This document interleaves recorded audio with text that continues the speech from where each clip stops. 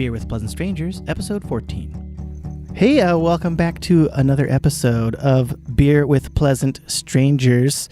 I'm out here on a beautiful candle-lit, tiki torch illuminated evening that you can't see, but maybe you can hear it. The bugs chirping in the background with Chris Byerly. Hey, Chris. Hi, Joel. Hey, thanks for being on my podcast, man. Thank you for having me. This is a dream of mine. I've always wanted to be on a podcast. I fancy myself the kind of person who can help make dreams come true. So it warms the cockles of my heart to hear you say that it's a dream. You really are a wish granter. It was like a midsummer night. Oh, it's not midsummer, is it? Is it still summer? Yes, it is. I think at the very least it's late summer. It is a late summer night's We dream. are in the mid-September, a mid-September's night's dream. So I asked Chris if he wanted to do a podcast, and he obviously he wanted to, and I said I would give him beer too. So I have some beers that we're going to open up here, and I would love to hear what you think of them. But first, I would love to hear a little bit about Chris. What do you think of beer in general, like just the concept of it?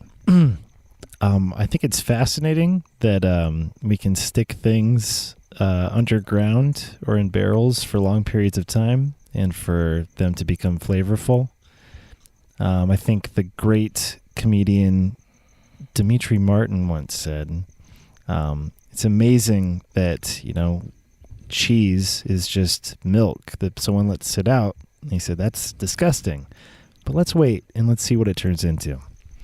And that's how I feel about beer. Beer is the cheese of the beverage world. That's like a great little quick oral history of beer. And of Dimitri Martin. In a nutshell, yeah. Yes. Basically all good things were born of like necessity, right? Like they would just throw stuff into barrels and see what happened, right? Back in the day. It was all back before microorganisms were even discovered. Yeah, that's amazing. And honestly, they had probably nothing else to do with their time at that point. So definitely. Like in the wintertime, I mean, what are you going to do if you lived in like England? England is like practically above the Arctic Circle, I think. I'm pretty confident in my geography in saying that. Stick to beer. So, do you have any beer memories? Do you have any anything that you associate beer with that is a happy memory for you? or at least a happy now, funny now, maybe? Peg through the hours of unconsciousness. No, I'm just kidding. I'm not that heavy of a drinker. I'm actually not that much of a drinker at all. Yeah, I actually have a very fond memory of I used to frequent a Buffalo Wild Wings up in San Luis Obispo off the Central Coast. Oh, one of the friendliest towns in all of the world. That is correct. Oprah said it was the happiest place to live in the United States, and that's their claim to fame. Wow. Also, the first Jamba Juice is up there. So the very first Jamba Juice? Yeah, I believe it was a student project. Is it like a special? Is it like still in its original shingles with its original Jamba logo?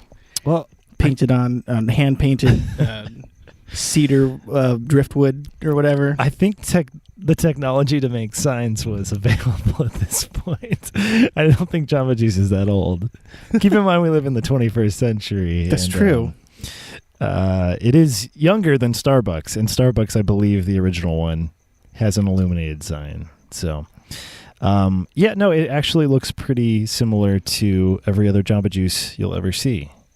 And I'm pretty sure it's the first one. My facts might be wrong on that, but I think I was told it was the first Jamba Juice. Okay, all right. I know it was a student project from kids from SLO. So no kidding. Okay. I remember when I used to live up there, they opened a Buffalo Wild Wings, which I already have fond memories with in general. Oh yeah, I do too. And those wings, one of those Thursday cheap wing nights. And we knew the bartender pretty well, and he hooked it up. And actually, this is one of my favorite brewers to this day, Leinenkugel. Oh. Another kind of commercial, but I really do like them. It was I think it was a vanilla snowdrift porter.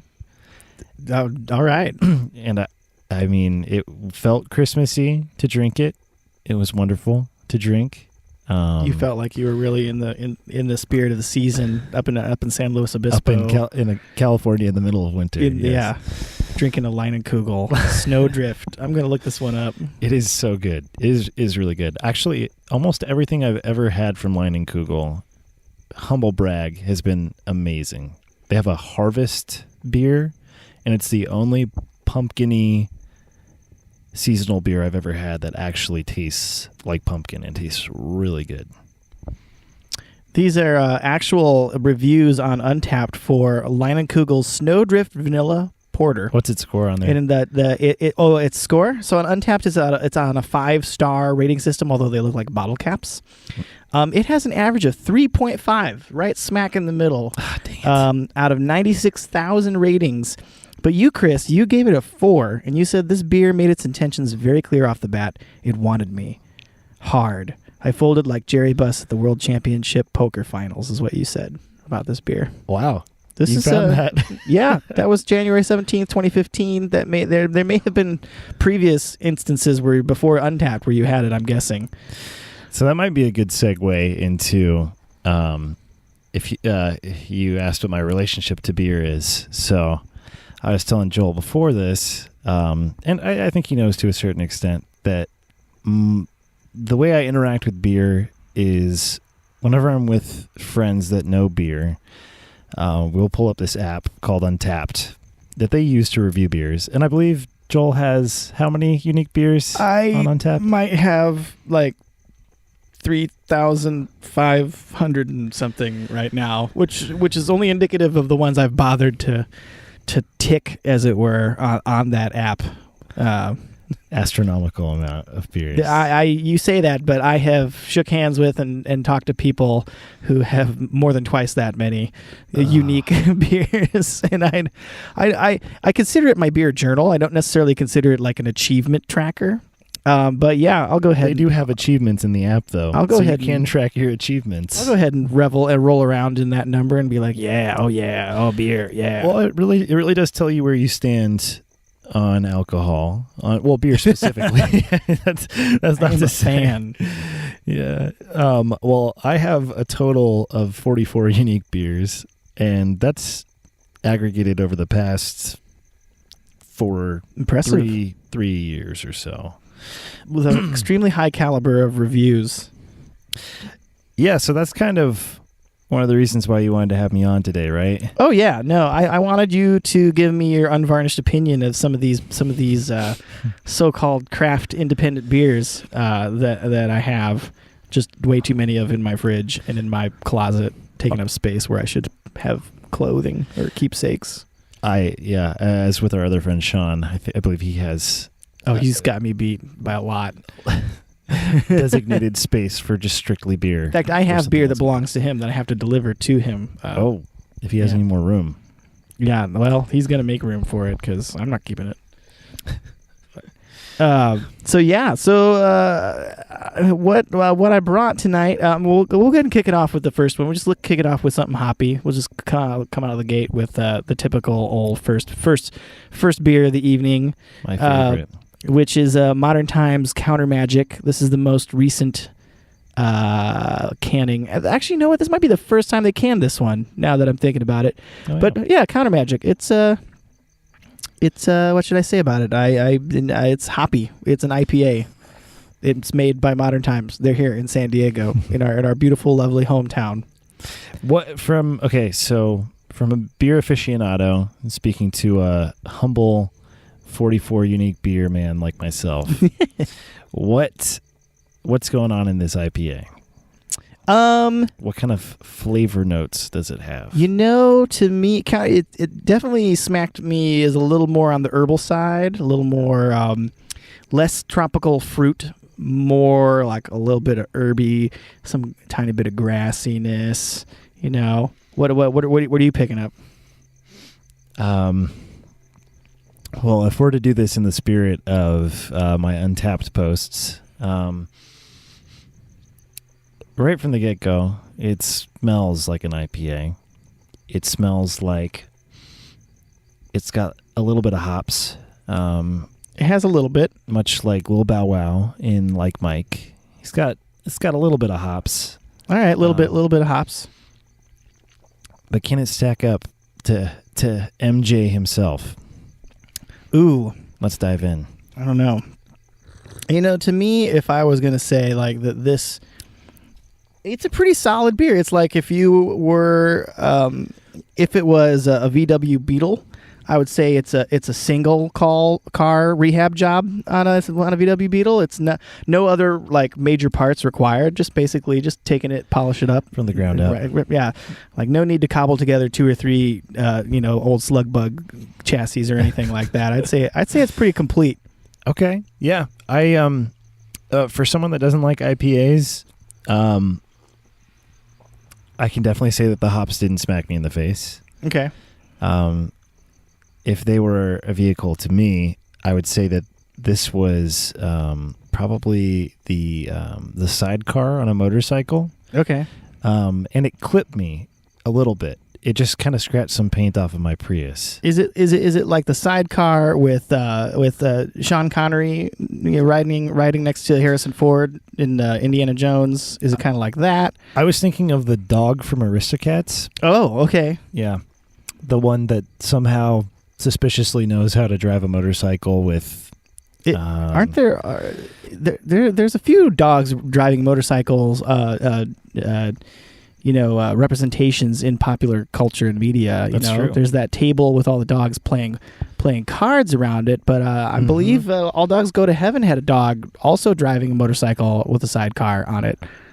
Is that what this beer reminds you of? I think I'm thinking about Harrison Ford. It reminds me of Harrison Ford after the carpentry accident with the scar on his chin, but not yet like a worldwide, like right between American Graffiti and Star Wars, like right in there is kind of what it makes me think of. That's a deep cut.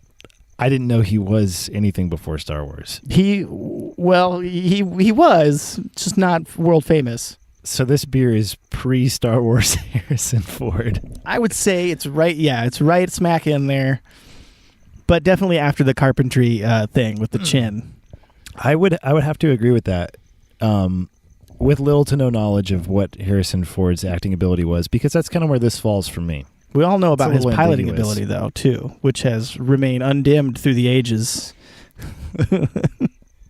Helicopters and vintage airplanes. I'm unawares. Oh, you didn't know? No. Yeah, he flies contraptions that float and soar through the sky. He's a pilot. Is that a hobby? I think it's a hobby, an expensive hobby. He's a pilot. Yeah, pilotman. Yeah, he's a pilotman. I think that's what they call him, pilotman. Yes, airsmith. They also have an aerosmith pilotmen that sit in the next chair over, and I believe they call those buddy pilotmen or something like that, or number 2s, co-stars. If we're talking about Harrison Ford, yes, co-stars, supporting actors. And for best supporting actor, we have Mark Hamill for Star Wars.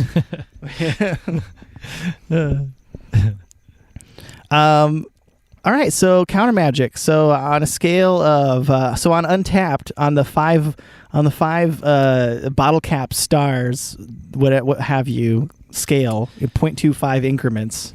I don't know much about Harrison Ford before Star Wars, so I'm going to give this a 2.5. 2.5. Okay. Out of 5. It really does sit in the middle for me. I think it's good for an IPA. For someone that doesn't like IPAs.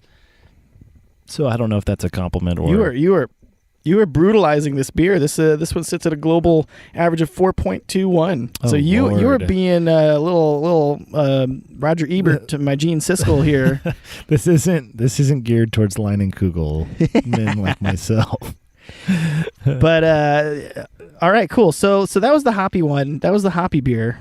Now on to the ones I am probably going to prefer. We're gonna move on to something. We're gonna take a decided step in the opposite direction from hoppy to So we were talking earlier. I was telling you about this whole thing called the pastry stout. It is a concept where it's a dark beer, and these crazy brewers throw all sorts of stuff in it. Some of their favorites, some of their go-tos at the bulk section in the grocery store are cacao nibs, cocoa nibs, coconut, copious amounts of vanilla extract or vanilla beans. Depends on how much work. Depends on how ambitious of a brewer you are. Do you want to sit there slicing vanilla beans all day, or do you just want to buy a jug of vanilla syrup jizz and just dump it in there? Yeah. And then those are some of the popular ones. Coffee is another one. And so this next beer is Mikkeller Brewing, which is here in San Diego also. Love your San Diego locals. This is the San Diego. Noticing a theme. And it's vanilla shake with maple vanilla shake, it's a stout with coffee, with vanilla, with maple syrup in there. Okay. Three very different sweet flavors. Yeah, basically it's IHOP or Bob Evans or whatever you want to call it. It's breakfast. Oh yeah. See, this is very palatable to a non-beer drinker, which can be very dangerous. This is so sweet. This is my 13th birthday, and my dad pulling out a Power Ranger Megazord toy, and it's this awkward shaped box. It looks like it could be anything, but I rip it open, and the second I see that blaring red plastic in my face, and I notice that it's going to be a Megazord toy, I am squealing with joy, and it's something that's creating a lasting memory for me for the rest of my life, that I can revel in that nostalgia. That's how I feel from this sip of beer. Wow. That's a very powerful image that you just evoked there. That just sounds Power Ranger red. Insane. Yeah. Now we're talking Power Rangers, like what, out of all like whatever 20 something seasons of the Power Rangers, we're back to the OG, the first with Rita Repulsa. Oh yeah. Zed. Lord Zed. Lord Zed came along later on. I don't even remember what season. Yeah, was he was early on, but yeah, he had to have been introduced in those first couple seasons. But yeah, I'm not talking Ninja Storm. I'm not talking Turbo, Thunder or whatever that. I'm talking the early years when it was still good. After the Yellow Ranger mysteriously died. Ooh. And they replaced her. But yeah. That's the best.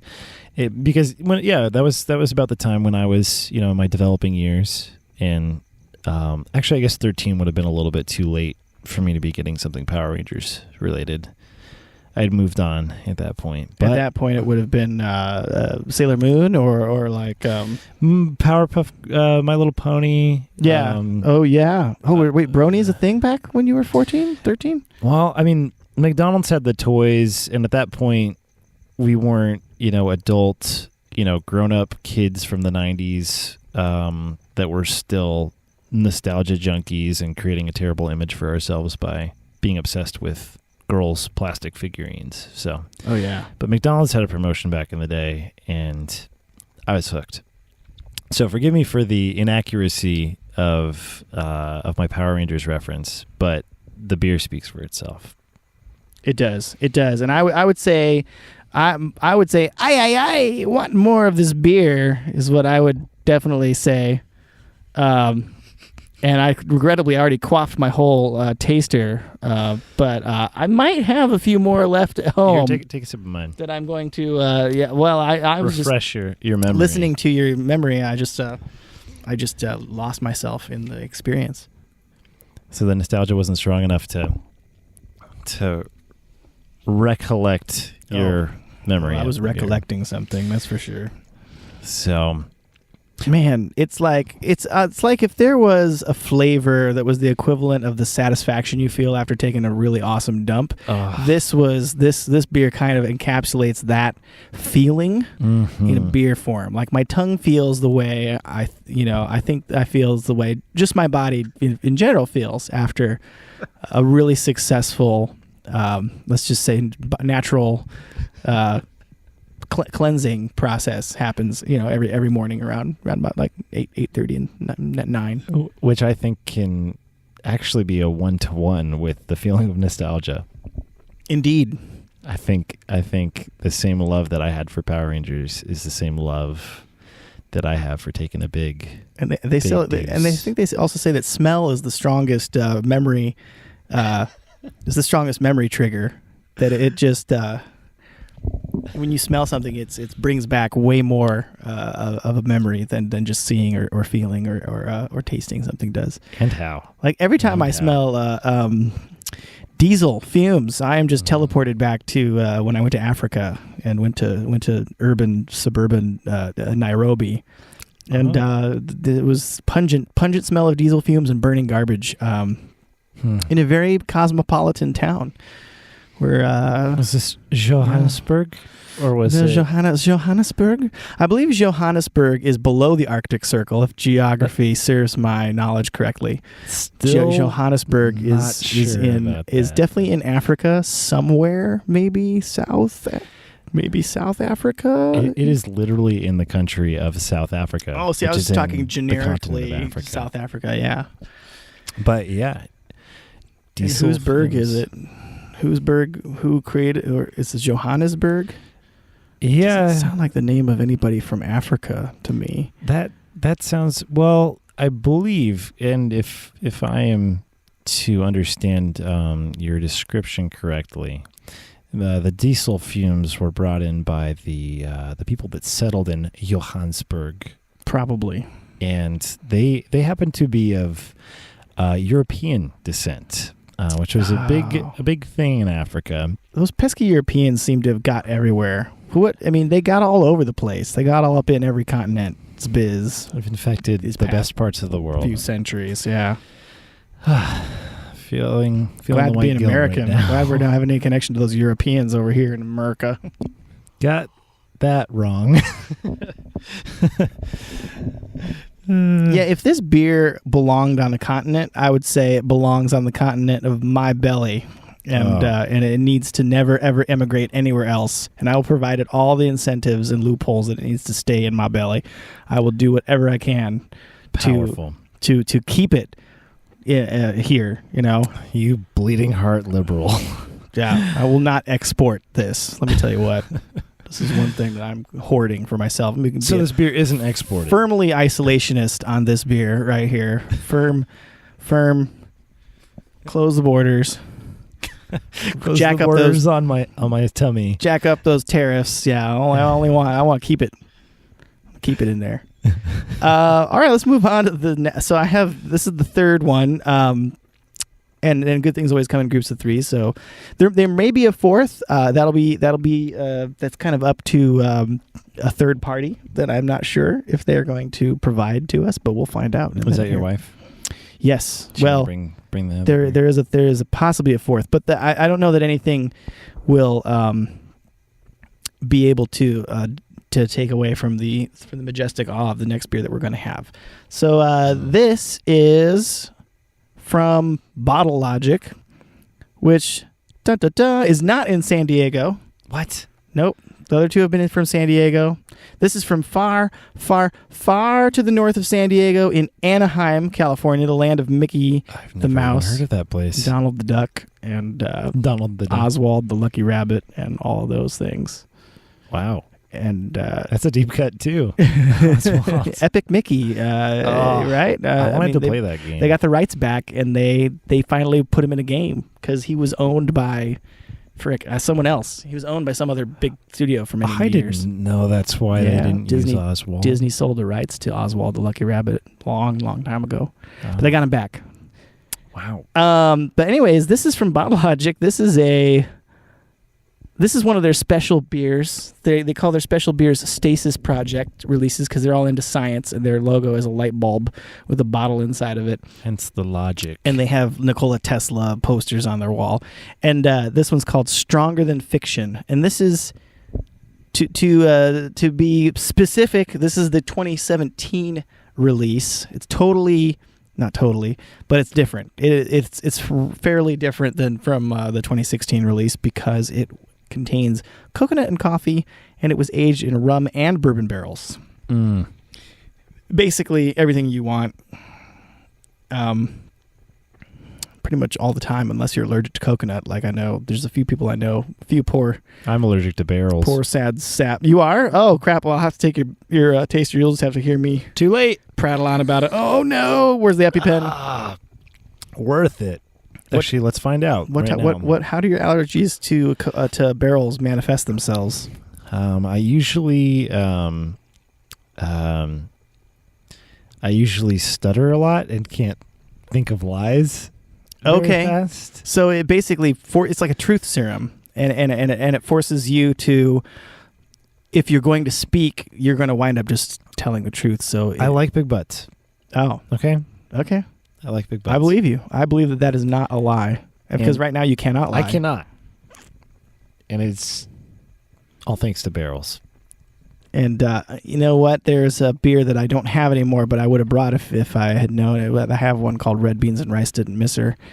I had one. It was Red Beans and Rice Didn't Miss Her, which is a line, I believe, from Sir Mix-a-Lot. Oh God! I'm honestly I did not pick up on that. I'm the worst hip hop reference person you'll ever meet in the history of the world, probably. In the history of hip hop.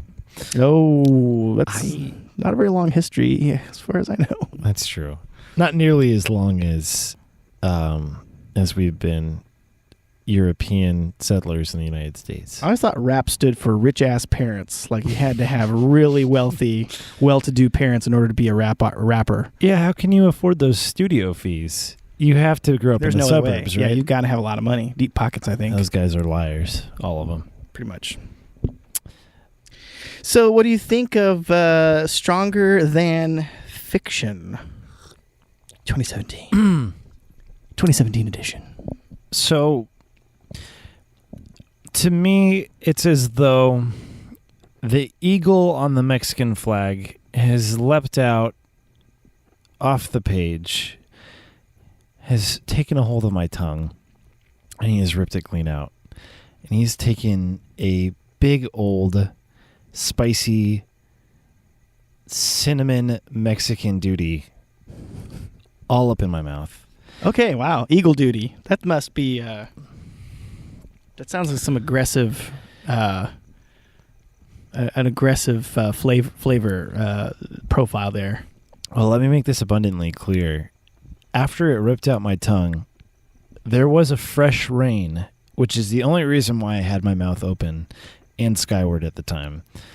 And so that's the only way I can account for this taste entering my mouth. But am I happy about it? I'm still undecided. I couldn't agree more.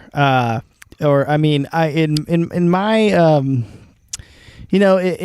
this beer starts to look a little bit like it could be Altamont, and Hell's Angels might be about to just kill somebody, but instead it turns into Live Aid with all those famous people, and it becomes this awesome charity event. Where you're starting to wonder if Mick Jagger is going to have to get in a helicopter and just leave without finishing the set. But then no worries, it's all good. And Bono's there, and basically everyone you could think of is there, and everyone except for Sarah McLachlan with a bunch of puppies and like animals, which is fair, cute animals, because we don't want that to disrupt the overwhelmingly positive tone of this charity event. Basically, I'm just saying this beer is if you thought you saw Mick Jagger on stage, but you did a little double take and it turned out to be Bob Geldof, and you were like, oh, you breathed a big sigh of relief. Okay. Yeah, I could see that. I could definitely see that. And now that I'm sipping on it more, all I can think to myself is, give me some shelter, or just give me more of this beer. Shelter in another glass filled with this beer. Wow. A very adept description. Something worthy of my Untappd profile, which I think that we should review these beers on Untappd. Definitely. In real time here on the show. I was thinking about that. You know what? I'll be honest. I checked in Counter Magic and I didn't write anything because we were talking, and I didn't. I wanted to. I just did it as a reflexive action, but now I'm going to write something. Yeah, we. What am I going to write? Oh, you know what I'm going to write? Make our reviews a summation of what we said. Or who knows, maybe it'll be something completely different. Because I think that's the point of Untappd reviews, is to pretty much just make up something off the top of your head on the spot. Let it be fresh. Let it be original. Yep. None of this, it had a smack of pecan with a, aftertaste of bourbon or whatever the case. Some orange peel, some orange pith. I'm getting a little bit of, what do you call it? Like Blue Bayou, Creature from the Black Lagoon kind of going on. Little Ren and Stimpy, almost like Helga from Hey Arnold. A little bit of Rocko's Modern Life kind of on the front of my tongue. And then it kind of segues back in. You know what? There's a tiny, tiny bit of Mother Goose and Grimm, the cartoon, going on in there. Not the strip, not the comic strip, but the cartoon. Wow. Full bloody motion. Yeah. Yep. I almost, if you're not reviewing beer like this, you're doing it wrong. Yeah, I'm pretty sure. Yeah. And if you're not reviewing beer like this, I think an image of John Kay, animating the intro to The Simpsons with Homer's brain shooting out of the top of his skull as he shrieks beer is all I can think. That's basically what I see. Duffman. Yep.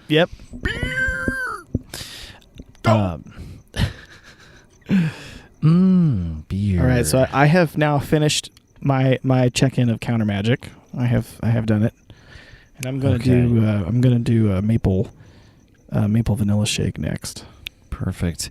If you guys want to follow me on Untappd, my name is Chris Byerly. All one word, no spaces, no caps. Spell that. Spell that for the spellers out there. Chris is spelled CHRISBYERLY is my last name.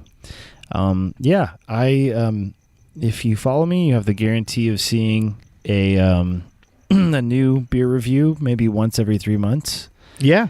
Oh, it's worth it. It's usually in 2 or 3 beer increments. So, that's Joel thought that was the kind of expertise that was needed on his podcast. Oh, absolutely. No, I didn't. I believe it. I don't just think it. I believe it. I'm in step with it. That's beautiful. All the way. Well, hey, thanks for being on the show. I'm gonna finish checking in these other two and come up with something. Hey, you already said how people can find you on Untappd. Is there any other thing that people should look for if they have enjoyed listening to your voice on this podcast? I can put it in the show notes too. I can put links to your personal. Do you have a? Well, my phone number is 805. Put that on there. Oh, actually, no. Do you have like a Match.com profile I could put on there, or like? I do, but don't tell my girlfriend. Oh, okay, gotcha. I also have a Hinge, Tinder, Minge, Bender, Grinder. Oh, you have Grinder. Grinder's the one for the coffee fanatics, right? The coffee bean people who like to meet up and like have coffee cupping sessions together where they grind beans and they just. That's what I thought that was for. Yeah, Grinder. Yes. It is a barista on barista dating app. Oh, dude. It doesn't have a great following yet. Grinder. I'm all about that. Roaster, grinder. Roaster. Yeah. Take out the E. Roaster. Brewer. I hardly know her. Oh. Hot or not, it's for coffee, though. Like, do you want cold coffee or hot coffee, hot or not? That's not a bad idea. Yeah. It's like, or it's pictures of coffee, and you have to try to figure out, is this a beverage that was, is it supposed to have been brewed this way? Let's see. It's in a clear cup, and it has whipped cream on top. I think it's But it could be one of those, It could be one of those compostable cups. The ones with they basically have a time limit on them that if you don't drink the beverage that's within 48 hours, they decompose. Oh, did they disintegrate? I think they pretty much decompose into worm dirt. That's very forward thinking. That had to have been socially conscious and environmentally responsible. The whole city of San Francisco only composts and everything now, right? Like they just compost all the things. It sounds ethically sourced. Pretty much. But to answer your question, if you guys want to look up anything else that I'm on, Percocet, no, okay. You can find me and my buddy Sean's band. That's probably the main thing I'd want to plug is we're a band called Silver Fleet, and we're on silverfleet.bandcamp.com. Silverfleet.bandcamp.com. I'll put that in the show notes. Now, I have to ask you, how firm are you on the name Silver Fleet? Don't you dare ask. I love the name. And the only person that seems to be against it is our bandmate, Sean. Everyone else was fine with it. And then Sean threw his wrench right into the name selection, and he made it clear that he wasn't a fan. I think it's great. I mean, it kind of sounds like the EPA just like bought a whole bunch of brand new like cars for their employees, and it's the new Silver Fleet. They're all silver. Here's your Silver Fleet card. To be fair, that is where the band name came from. Oh, it is. Oh, okay. Well, that's great. It's like Nickelback. They all worked at Starbucks, right? And got their nickel back from a 95-cent cup of coffee. They were giving people nickels back. Hey, is that true? I don't know. You just made it. We're still on our improv game. Or Alanis Morissette. She got her name from her parents when they birthed her and put it on her birth certificate. Really? I think. Yeah, I think so. This whole time I thought that it was... I thought it was a pseudonym too. But, based on a, But it's apparently her real name. Like, just look up her address on google.net. Google. So Silver Fleet, domain on that isn't taken. That's crazy. I'll put those in the show notes, and then and hey, if you guys want to do a theme song for a podcast, I might know some podcasters that don't have one yet. Okay, that have lots of ideas. We haven't gotten into podcast themes yet, but I'll ask the rest of the guys. I'll see what they want to do. Right now, we're kind of in the realm of writing actual music. Oh, okay, gotcha. So if you want to hear actual music, come visit us at silverfleet.bandcamp.com. Sounds good. Chris, thanks for being on, man. Thanks for having me. Don't be a stranger. Well, how else can I be on this podcast then, you goofus?